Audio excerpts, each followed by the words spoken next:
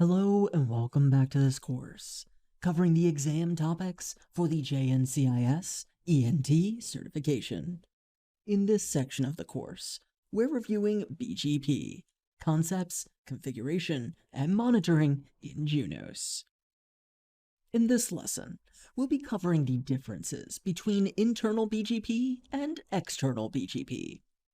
Now, of course, as we've been covering BGP over the last several lessons, we've encountered a few areas where the differences between IBGP and EBGP have been pointed out. In this lesson, however, we'll be consolidating several of these differences to cover them in slightly more depth. So, let's get started. Many times, we reference IBGP and EBGP like they're different protocols. And although there are certain areas where the behavior is quite different, it's still all BGP. The only configuration difference between the two is that external BGP is a BGP peering between routers which are in different autonomous systems. And internal BGP is a peering between routers in the same autonomous system. In our diagram here, the routers within the same AS would have IBGP peering sessions with one another, and the peering sessions here between the autonomous systems would be external BGP sessions.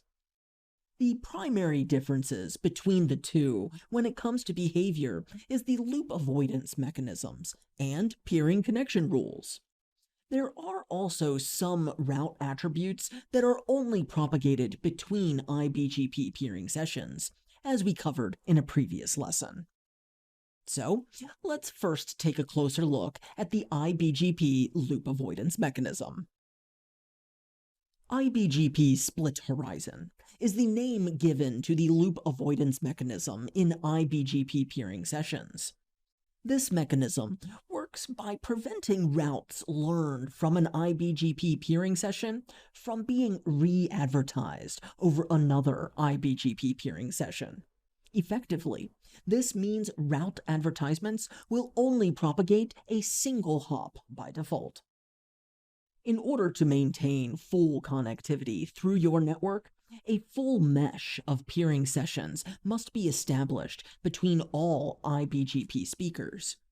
Since BGP peers do not dynamically discover one another, this can become infeasible to maintain if your environment has many IBGP speaking routers within the autonomous system.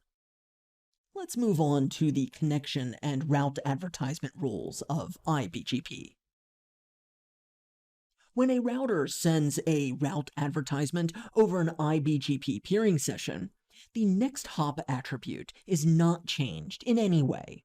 This means, in order for the IBGP peer to use the route that's been advertised, for the route to be active in the receiving router's routing table, the next hop needs to be resolvable or reachable.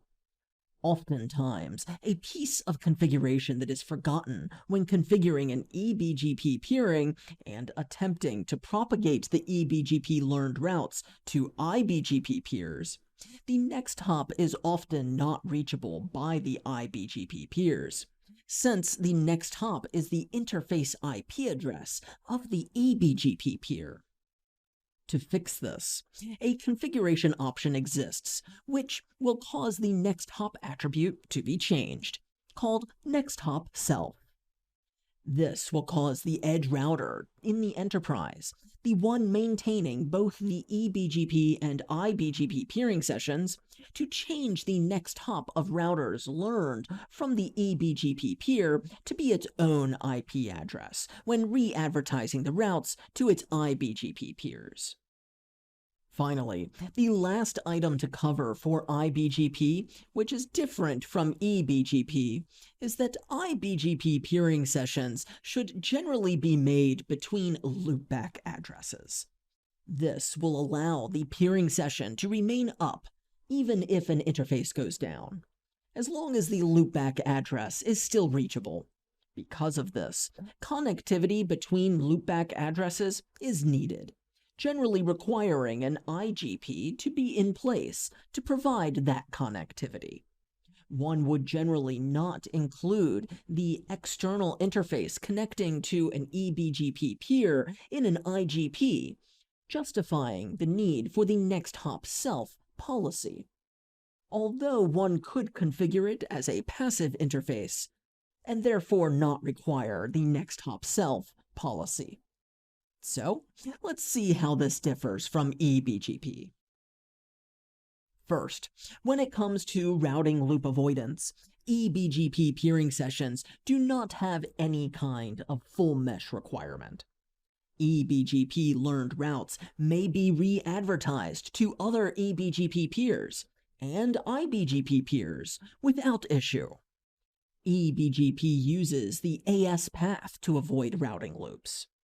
If the router sees its own autonomous system number in the AS path attribute of a received route advertisement, it will drop the route, since that would mean the route advertisement has looped around back to its own AS.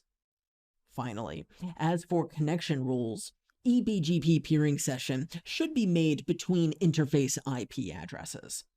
By default, the TCP packets for EBGP peering sessions have a TTL of 1, meaning it cannot traverse any layer 3 hops. The destination must be directly connected. If one must configure an EBGP peering session to an IP that is more than 1 hop away, a configuration feature called multi-hop must be configured to bypass this restriction. And that's it. I appreciate you sticking with me to review the differences between IBGP and EBGP. I hope that this lesson has been informative for you, and I would like to thank you for viewing.